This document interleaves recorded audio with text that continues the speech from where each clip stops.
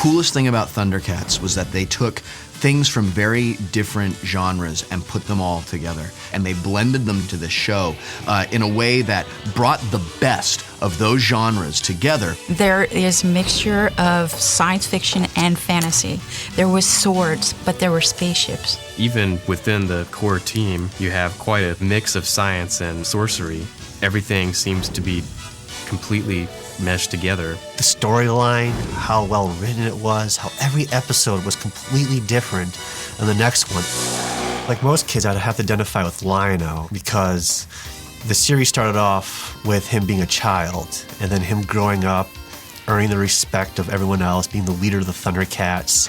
Sword of Omens, give me sight beyond sight. The Sword of Omens contains the Eye of Thundera, which is the real power of the Thundercats. And that actually allows him to see whatever's happening with all the other Thundercats and if they're in peril or not. It is part of Thundera, and it was a guidance of good for good. The sword will never obey an order to destroy wantonly, Lion-O. Jaga first appears in the show as the old wise Thundercat, and he perished while piloting the Thundercat ship to Third Earth. It was a key part of the series, and whenever he appeared, you listened in and hear what advice he had to say to Lion-O. Jaga did resonate with me. I would love to have someone like him as a mentor. I was a big fan of Tigra because he was older and he was more mature. There were so many times, man, where Lion-O had gone and gotten himself into trouble because he was trying to rescue Snarf. Then, like, right when you think Lion-O is just doomed, you would see that bolo come flying through the air, you know? And then you'd hear, and it would just grab whoever was about to take him out. We're gonna loosen your bones for you, too. There was a ninja phenomenon that swept across this country like a prairie brush fire. And Panthro was one of the only cartoon characters who had nunchucks. Nunchucks, ninjas, kung fu, just go for it. His little martial arts grunts and stuff like that, it just made it more real. I cannot even tell you how many times I tried to convince my mom to let me cut up a broomstick and tape some rope to it so that I could have nunchucks. Oh yeah, I'm cool. Cheetara was strong female character of the series, actually the only female character in the beginning. Cheetara's power is speed, and her speed has come in handy in several instances. Every young boy who watched Thundercats probably had a little bit of a thing for Cheetara. She was hot, man. They drew her with like muscle lines on her stomach and stuff. And I was like, I could never have a woman like that who's really a cheetah and lives on Third Earth. Snarf. Never had any use for courage myself. I actually did like Snarf. I don't remember any of my friends who did not like Snarf, though he may have been annoying at times. Snarf, Snarf, Snarf.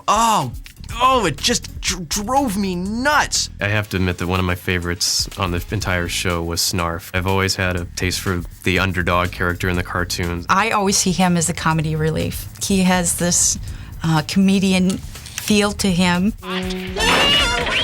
More Cheetara, less Snarf. Thank you, signed Will Wheaton, age 13. Follow me if you can, Wily Cat. Well, with Wily Kit and Wily Cat, their powers really were just their cunning. Kit, I see as stronger than her brother. She's a lot more adventurous. Wily Cat will do things to prove that he's just as good as his sister. They reminded me like of the neighborhood kids. And wherever evil exists, Mum-Ra was legitimately scary. It's really rare that there are scary villains in kids shows. I don't know why the glowing eyes always scared me so much when I was a kid, but really, it really frightened me. Definitely, from the first episode on, you just knew this was an evil character, as in could actually cause real harm, destruction. Every time they beat Mum-Ra, Mum-Ra just goes back to the tomb, charges up. He doesn't care. He's like, I'll be back in 1,000 years. Comic relief, if there was to be any, would be the mutants themselves and how they kept getting defeated and how they talked. Thundercats everywhere! The mutants came from the planet Plundar, and attacked the original Thundercat ship as they were traveling away from Thundera. Also got stranded on Third Earth.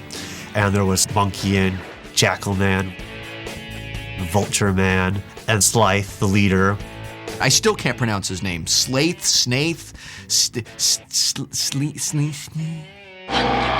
The animation really, really holds up. And there are things in Thundercats that I now see all the time in anime where they are using foreground cells where things are clearly out of focus to give a real sense of depth to the show. The character models are kind of constantly moving. If you just look at any other animation, you'd be like, it's obvious, Thundercats. This is probably one of the best written as well as the best animated shows of all of them.